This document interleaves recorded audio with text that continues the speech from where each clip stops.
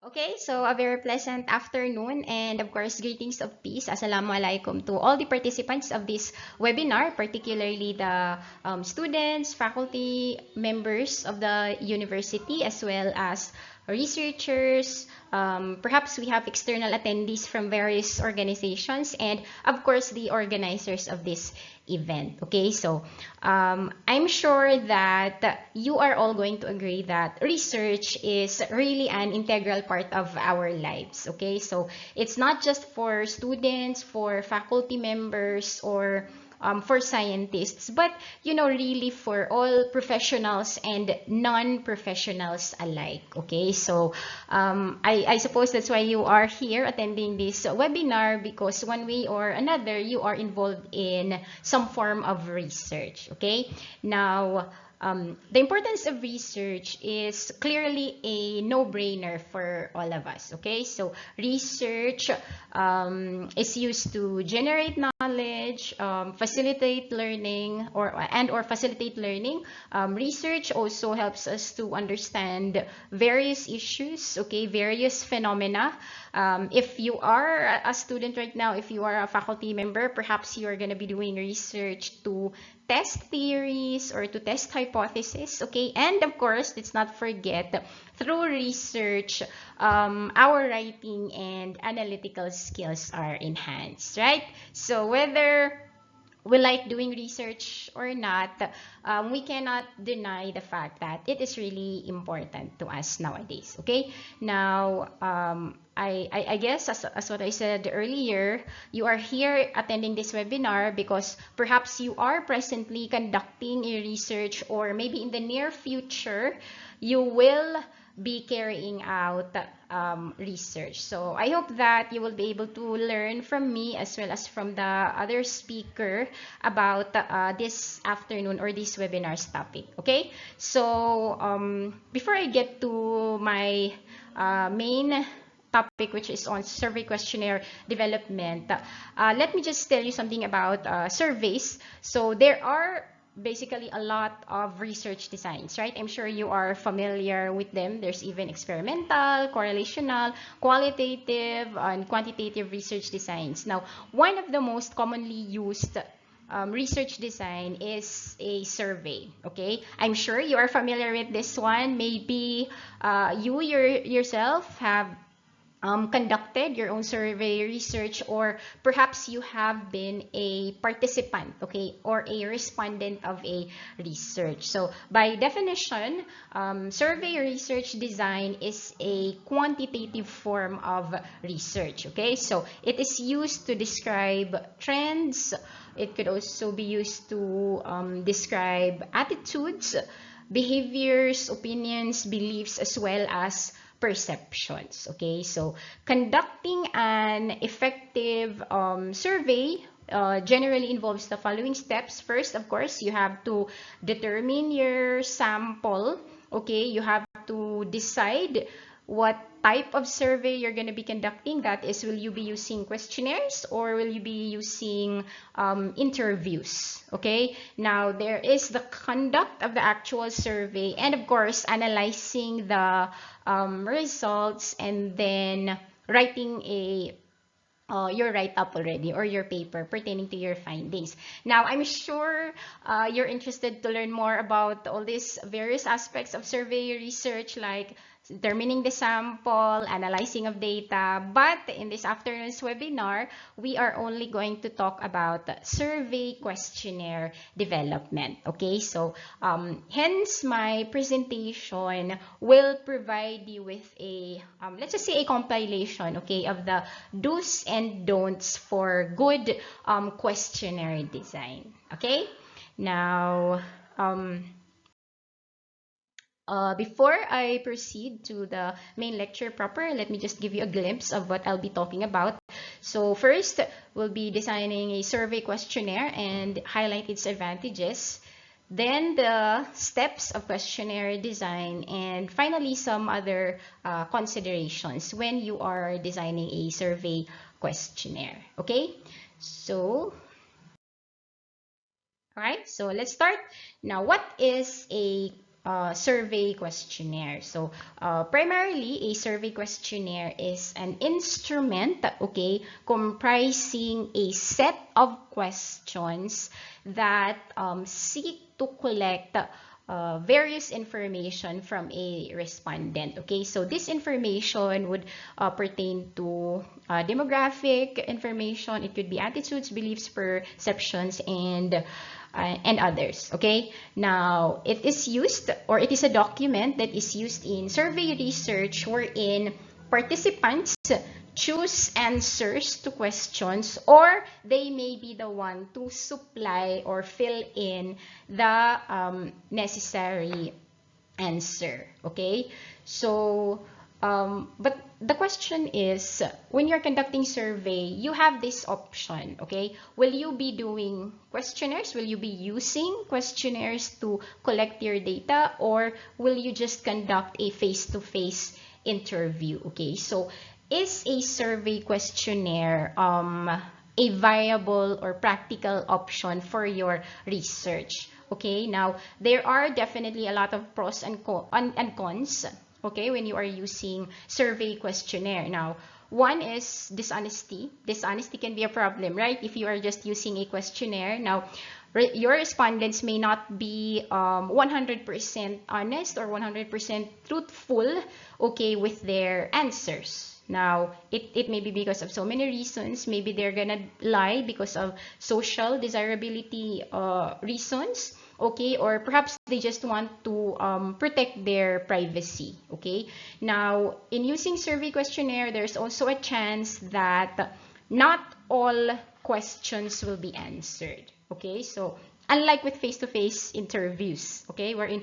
face-to-face interviews, the interviewer would really be able to ask all possible questions there in the interview questionnaire. Unlike if you just simply hand out the survey questionnaire to your respondents, it's possible that they're gonna skip some items, right, or some questions. Now, there may also be misunderstandings as regards the meaning or interpretation of the questions. Okay, especially if you're just gonna leave the questionnaire to them, they're gonna be answering on their own. So perhaps there are some questions that are not fully comprehensible. They may not be able to understand it clearly. So that's really the problem if it's not face-to-face interviews. Now, despite all of these cons to the use of survey questionnaires, there are also numerous advantages. Okay, so that's what I want to highlight in my presentation. Okay, so first advantage, survey questionnaire, or the use of survey questionnaire, is relatively inexpensive or economical. Okay, so obviously you don't have to hire an interviewer. Okay, you just print out your questionnaires and then you distribute it. You don't have to train interviewers anymore, and especially nowadays, it's already the pandemic, pretty much everything is done online, right? So with the online collection of data, you are just going to email your questionnaire to your participants, or perhaps you can just post it on a certain website. So nowadays, it's really practical. Okay, it's more economical if you are going to use survey questionnaire rather than face-to-face interviews. Okay. Next, it's also relatively easy to administer. So basically, you just hand out your questionnaire to your respondents. It could be personally or digitally, or it can be done online, and then you just let them answer it on their own at their convenience, okay, at their most convenient time. And then you just have to wait until they are done filling out your questionnaire, and then they're just gonna be sending it back to you. So it is as easy as that. Okay, another advantage is it has a wide coverage. Okay, so that's another good thing about a survey questionnaire, because you can give it to as many respondents as possible. Okay, unlike with face-to-face interviews, wherein obviously there is a limit, right? There is a limit to the number of participants that you can interview on a given day. Unlike with the questionnaires, like you can just give it in, let's say if it's a classroom, your sample consists of students, then you just go inside the classroom, you identify your respondents, and then you hand out the questionnaires to them. All of them can answer at the same time. Okay, unlike with interviews wherein you have to do it one at a time. Okay, and going back to what I emphasized earlier, because of the pandemic, everything is pretty much done online now. Then we all know that the internet has a wide range. Okay, basically, you can distribute your questionnaire to anyone, anywhere globally. Okay, so that is another advantage of a survey questionnaire. So next, it's relatively easy to analyze, even if you are not that knowledgeable about statistics with the availability of various statistical software. Okay, it's no longer a problem analyzing data collected through questionnaires. Okay, it's now faster and more efficient. Okay. And lastly, it enables respondent anonymity. Okay, so since survey questionnaires, typically they do not ask information about your name, okay, about such personal information, then the respondents are expected to feel comfortable. Okay, they are expected to feel or to be at ease when they are answering the questionnaire, unlike when it is face to face, right? Because if it's face to face, the respondents can really see the interviewers, so they might feel discomfort when they need to share some information about some pieces of information about themselves. Okay, so if we are going to weigh the pros and cons of using a survey questionnaire, it appears that a questionnaire is really an effective means, okay, of research data collection. Okay, so that's why I am highly encouraging you to use questionnaire as your means of collecting research data. Okay. However, of course, the strength of your research data analysis would depend on, take note, a good design of the questionnaire, of the survey questionnaire. Okay, so that is why we must really be careful when we are like phrasing the words in our questionnaire, the overall layout and sequence of our questions. Okay, so that's gonna be my main topic in this afternoon's webinar. So at this juncture, let us now go to the various steps of survey questionnaire development. Okay. Okay, so I got this. My source is that of Burgess. Okay, he published his work regarding the design of survey questionnaire back in 2001, but it's still applicable even though it's been 10 years ago. Okay, now Burgess identified four steps for questionnaire design. Okay, so the initial step basically involves determining the questions to be asked. Okay, obviously, since this is questionnaire development, then the first thing that you're going to do is to identify what questions will you be asking in your questionnaire. It may sound easy to do, right? But believe me, it's not that easy to do. Now, to facilitate this process of determining the questions that you will be asking, okay, in your questionnaire, you may consider the following. Okay, so first, look at your research objectives. Okay, so basically, why are you conducting your research? What are your goals? What are your objectives? Okay, what information do you want to get from your participants? Okay, so based on your objectives, obviously you'll be able to identify the constructs, the variables, the issues, or the phenomena that you would like to study. So that, of course, will be your basis in developing your questions. Okay, so surely you want to ask questions that will address your research objectives. Okay, so having said that, at the inception stage, okay, of your research, you must already clearly define your objectives. Okay, so that's the first thing that you are going to do. Okay, so next, review relevant literature. Okay, so I'm sure you are all very familiar with this one when you are conducting research, right? So perhaps one of the most difficult steps when you're doing your research, when you're doing your thesis, would be the review of relevant literature. Now, this is very important, okay, because more often than not, other researchers, other scholars have already investigated the constructs or variables that you are researching about, okay? So it's already there, it's available. When you just Google, you just type self-esteem, depression, stress,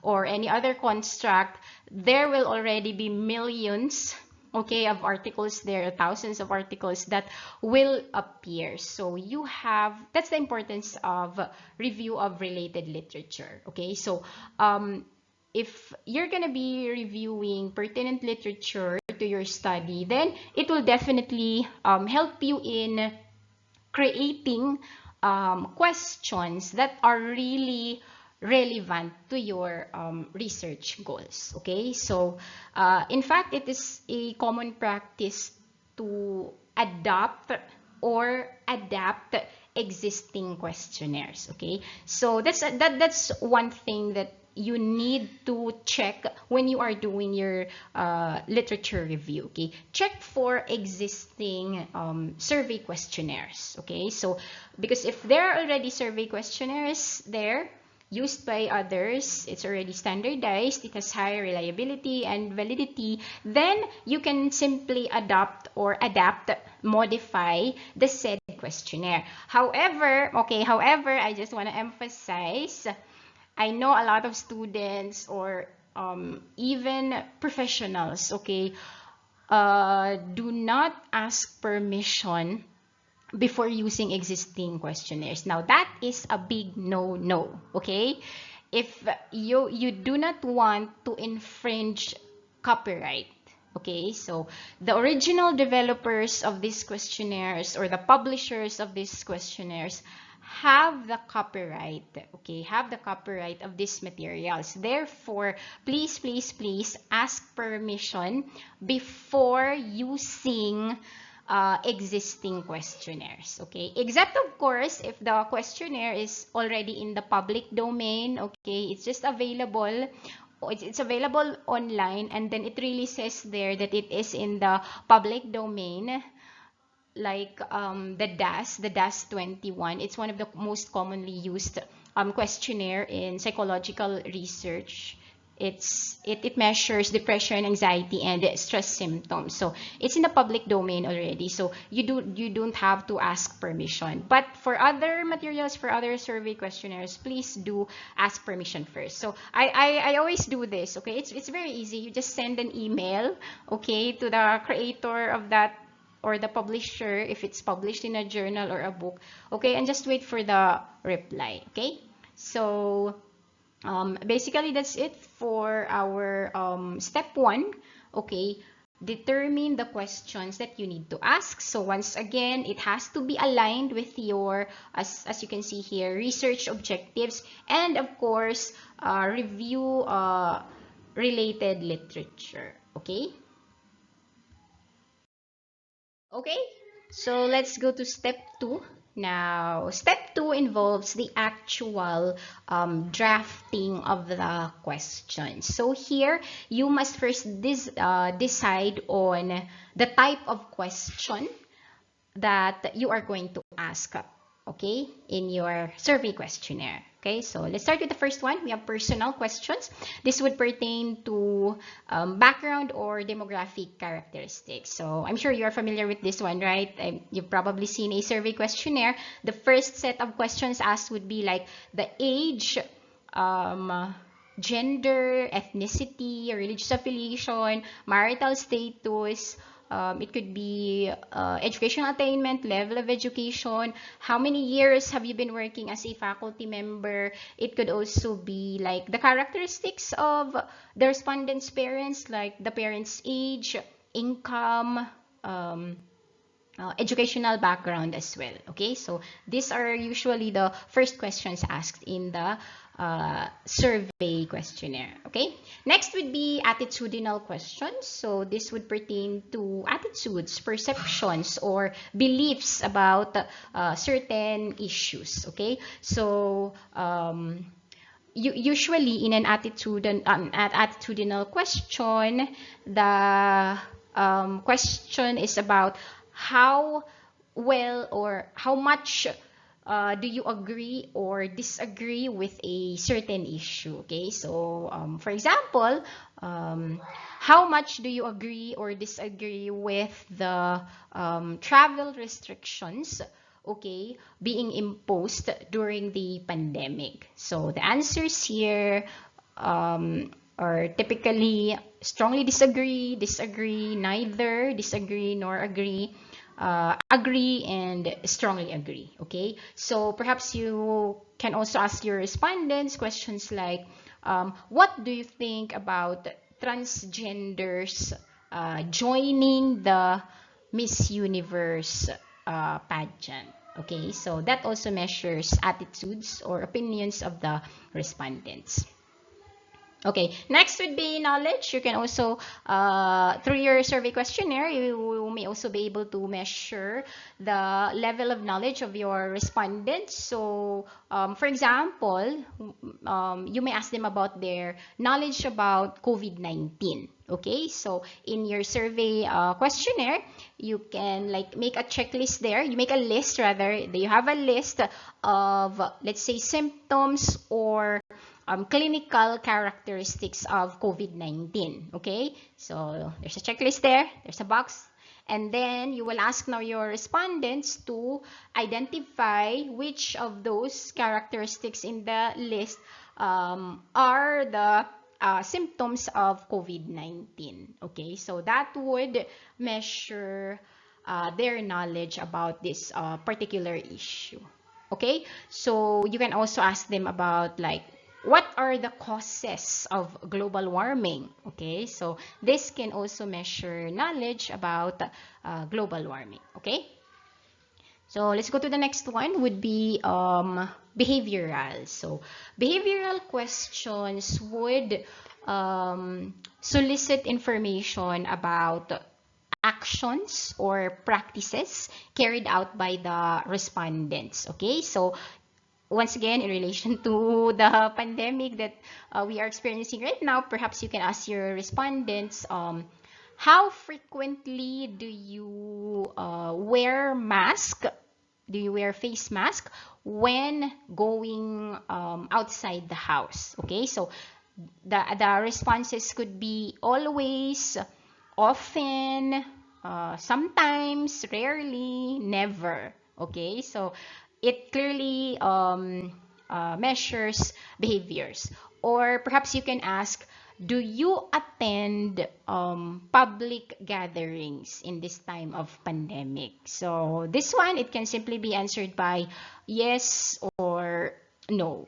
Okay, so behavioral type of questions.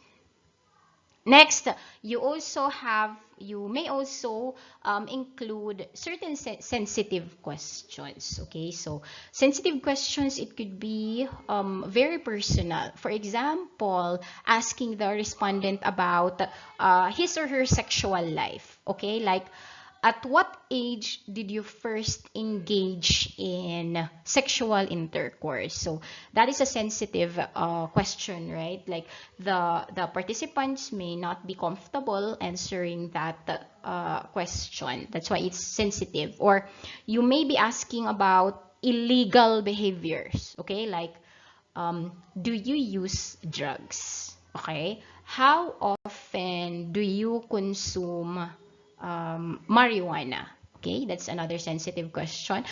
You can also, sensitive question may also include like endorsing unpopular beliefs or attitudes. Okay, for example, asking your participants about abortion. Okay, some of them may not be comfortable with such kind of questions. Um, Sensitive questions may also include distressing situations. For example, asking your participants about their experience of, let's just say, domestic abuse, okay, or rape, okay, or any other form of violence. Okay, so these are the various types of, basically, these are the various types of questions that you can ask in a survey questionnaire. Okay? Okay, next, still under the selection of question type for each question. So apart from identifying what type, whether it's personal, attitudinal, etc., next, you have to also decide on whether the questions will be open-ended or closed-ended. Okay, so um, open-ended questions are questions without response options. Okay, so in other words, the participants are the ones who will provide their own answers. Okay, so you simply ask, uh, what are the challenges that you are experiencing during this pandemic? That's it. It's just a question, and then you just leave there some blanks on your questionnaire. It's up to the respondent to provide the answer. So there are no options, there are no response options. Now, this may be ideal, okay? For example, you as researcher, maybe you do not really know the response possibilities. That's why you leave it open, okay? So it's up to the respondents to think of their own answers. Or perhaps you want to explore okay, the response options. You want to collect as varied or as wide ranging responses as possible. You don't want to limit it, okay? So because of that, then you just opt for an open-ended question, okay? However, take note, if it's an open-ended question, it may be a bit difficult to analyze, okay? Because as I said, the range of responses coming from the respondents would be highly varied. Okay, it could be highly varied. It's so wide ranging. There could be, like, you could identify maybe 20, 30 or more possible themes. Okay, so in your analysis, you have to group together those similar responses, those making up a common theme. Okay, so this would be more difficult. So this is typically used in qualitative research. Okay, so however, if you know, if that's the goal of your research, you really want to gain in-depth information about a particular phenomenon or topic, then you may choose to do so. Okay, just an open-ended question. Next would be a more common one is the closed-ended questions in surveys. So since it's closed-ended, it basically provides a limited number of response options. So you as a researcher will already be the one to provide the responses, okay? But take note, when you are designing your questionnaire, the responses must be mutually exclusive, okay? So what does it mean? Okay, it means that each option must be different, okay, from one another. There should be no overlapping, okay, of responses. So that's what's meant by mutually exclusive, okay? And me, I personally, as a researcher, I prefer closed-ended type of questions. Okay, for me, it's more convenient, it's easier to code, and of course, it's easier to analyze statistically. Okay, so Okay. So I hope that's clear when it comes to the open-ended or closed-ended question. So here, the next consideration now is still, this is still something to do with the selection of question type. Okay. So here, as you can see, you have to choose now whether, you have to decide whether the question is going to be single or multiple response question. So in a single response question, obviously, the respondents can only have one answer. They can only have one response to it. In a multiple response questions, obviously, they can select as many answers as needed or as required by the researcher. Okay? So let me give you here an example, like the first one. So we have here, have you heard about climate change? So this is obviously a single response question. The respondent can only answer with either a yes, a no, or don't know, or uh, sometimes they would put not sure as a response. Okay, so here the respondent can only choose one answer. Okay, but here in the second one, as you can see the example, what is the main source of your information about climate change? So the instruction is you may check more than one box. So this obviously entails multiple responses. So you are telling here your respondent to check as many answers. Okay? Okay, so let's go to the next example. Here, this measures attitude. So describe your level of agreement to the following statement. So these are the options: strongly disagree, disagree, neither, agree, strongly agree. So this one, what do you think? Is this simple or multiple response questions? Okay, so obviously this is a single response question.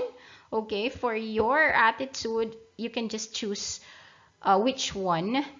Okay, either you strongly disagree, disagree, neither disagree nor agree, agree, or strongly agree. Okay, however, all of these items will measure your attitudes toward climate change. Okay. Okay, so let's move on now to the third step for questionnaire design according to Burgess.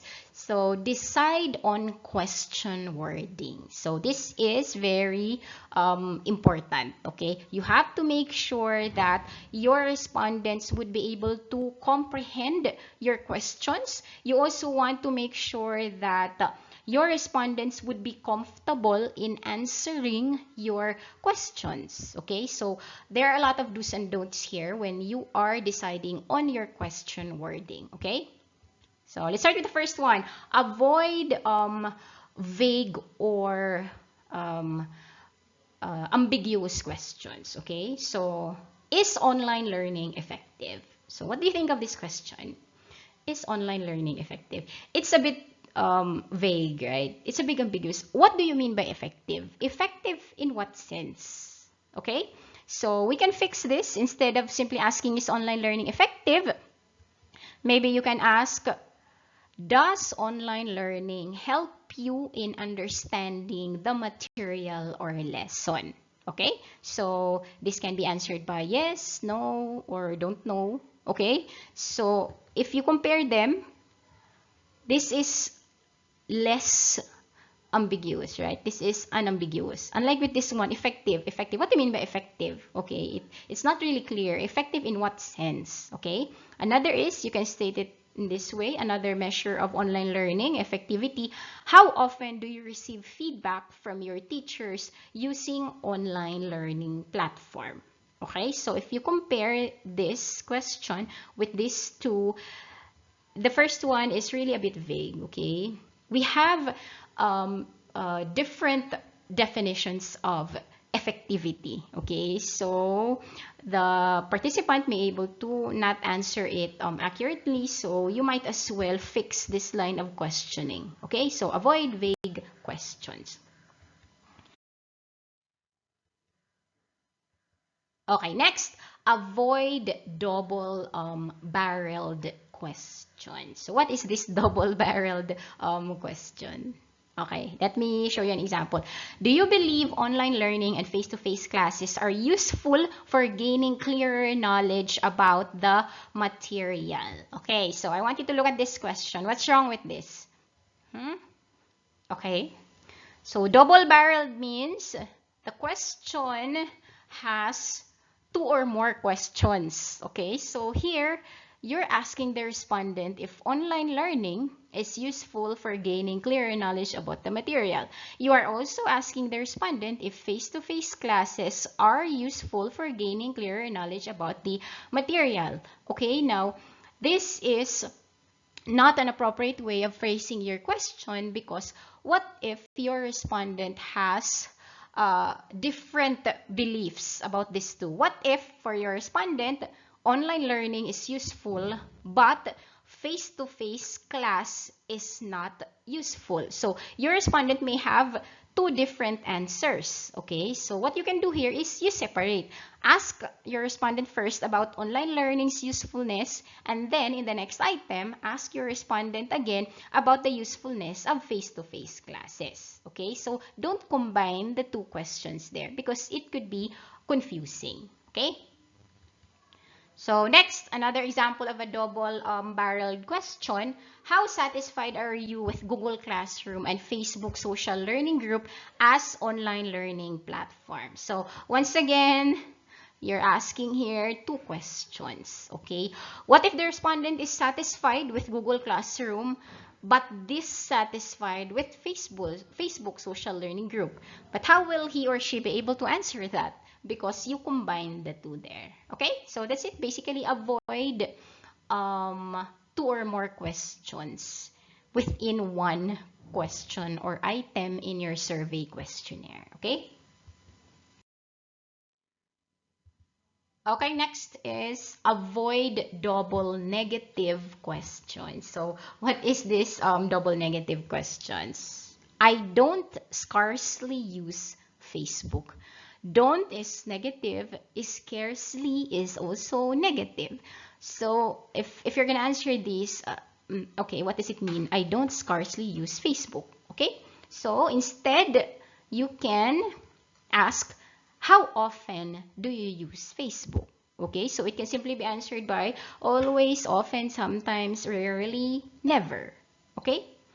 So another example, I am not in favor of the non-resumption of face-to-face classes. Not is negative, none is also negative. So again, avoid this type of question. So what you can do here is, how do you feel about the non-resumption of face-to-face classes? Okay, so it could be answerable by your level of agreement. Okay. Do you agree or strongly agree, etc., disagree? Okay, so that's it. Avoid double negative questions. Next, ask for precise answers. Okay, so let me just give you here an example. Is your GPA, what is your GPA? Okay, you compare it with this kind of questioning. Is your GPA 1.0 to 1.25, 1.26 to 1.45, 1.46 to 1.75? So which one is better? So here, you will be getting an actual answer, a precise answer, like 1.29, okay? 3.46, okay, that's a failing grade already. 2.46, 2.44, 1.78, okay? Whereas here, if you will now group together the responses, 1.0 to 1.25, 1.26 to 1.45, 1.46 to 1.75, it will not really give you accurate answer, right? What if you are now running your statistical analysis, your mean, your standard deviation, and other statistical parameters that would require the actual numerical value? So this could be a source of problem to you. Okay, so especially if it has something to do with numerical values, just ask the precise answer. Okay, don't try to group them together. For example, income, okay, that's also a numerical answer. Age, okay, so just ask for the precise one. Okay. Next would be avoid leading questions. So what are leading questions? If you are familiar with uh, court procedures, sometimes the lawyer would be asking the perhaps the witness or the defendant or the accused, okay, of some leading questions. So what are leading questions? So as the name suggests, leading questions try to sway the respondents to answer in one way or another. Okay? In other words, leading questions are already putting words, okay? They're already putting words in the respondent's mouth. Okay? So let me just give you an example. Here, this is a leading question. Don't you think nurses deserve higher compensation? Okay, so this is going to be answered with yes, no, or don't know, right? However, the way it is phrased, it's like the researcher is already suggesting to the respondent that his or her answer should be yes. Okay, it's already leading to that. The researcher is already expecting that the answer is yes. Okay, it's more like the researcher is already cultivating bias. Okay, the researcher already has a plan. This should be the answer. It should be a yes or it should be a no. So that's how you're gonna phrase it. Don't you think nurses deserve higher compensation? Okay, so a better way of phrasing it would be nurses should receive higher compensation. Okay, and then the answers would once again be in a Likert scale: strongly disagree, disagree, neither, agree, strongly agree. Okay, that's much better than phrasing it in this way. Okay, another example: how awesome is the movie Squid Game? Okay, this is a leading question because the researcher is already suggesting here that Squid Game is an awesome movie. Okay? But, the respondent may have a different perspective, may have a different viewpoint. But here, it's already leading, it's a leading question. Okay? So, you can state it in this way. How would you rate the movie Squid Game? Okay? So, your response options could be poor, fair, what else? Satisfactory, excellent. Okay, so it's much better than these two leading questions. Okay? Okay, so lastly, this is the final step. Decide the question sequence and questionnaire layout. So basically, in your questionnaire, you include first a cover letter. This describes like the objectives of your study, the contact details of the researchers. There is the informed consent. Of course, you have to secure the approval of the respondent that he or she is willing to participate voluntarily. Okay? There's also, of course, the directions for every group of questions in your questionnaire, how the respondents are supposed to answer, and of course now the questions, the actual questions. So personal, background, or demographic questions are typically the first ones to be presented because they are easier to answer. They are personal information. So it's more like warming up questions. Okay, you want your participants to feel comfortable first. Okay, about the questions, about the whole survey thing. Okay, so ask that first. Sensitive questions must be somewhere in the middle. Okay, it should not be the first one. Like the moment the participants like open the questionnaire, the first one is, at what age did you have your first sexual intercourse? Okay, come on. You have to build rapport first, okay, with your participants. So put such sensitive questions somewhere in the middle. And finally, towards the end, try to put the questions there with the shorter ones, okay, the shorter questions, because at that time, it's expected that your participants are already bored, they're already tired, okay? So at least it would be best if they would uh, be answering only the shorter questions there at the end, okay? So, um, some other considerations. I think I don't have time anymore. I'll just answer these quickly. First, you conduct an internal review. Of course, after creating your questionnaire, you check it first, 2 times, 3 times, or 4 times. You have to review, okay? Whether your questions actually answer your goals and whether the phrasing of your words is appropriate, okay? Then have it reviewed by external experts for validation, okay? Next would be conduct pilot testing. Usually you find a smaller sample, okay? And then you administer the questionnaire. So this could help you in getting the feedbacks like did they have difficulty answering the questionnaire? How long did it take for them to answer the questionnaire? Or um, to test the reliability as well of your questionnaire. Okay, so after pilot testing, then you revise the questionnaire as needed. Okay, so based on the suggestion of the experts, based on here the feedback from your respondents, then you get to revise the questionnaire. Okay, so basically the design of a questionnaire is not that easy to do. Okay, it takes time. You have to conduct literature. You have to make sure that how you phrase the question is not accurate or it will not make your respondents uncomfortable. Okay, so just follow the process here that I mentioned. Okay, just to add for the layout of your questionnaire, try to make it as user-friendly as possible. Okay, make it simple, make it appear like your questionnaire is just short. Okay, because if the respondent can see that it's quite lengthy, it's quite thick, maybe they will be discouraged to answer it. Okay, so that's it. That's it for my presentation. If there are still some things that are not clear, then you can just ask me later. Okay, so these are the references. I want to end my presentation with this quote. Okay, so to get answers, ask questions.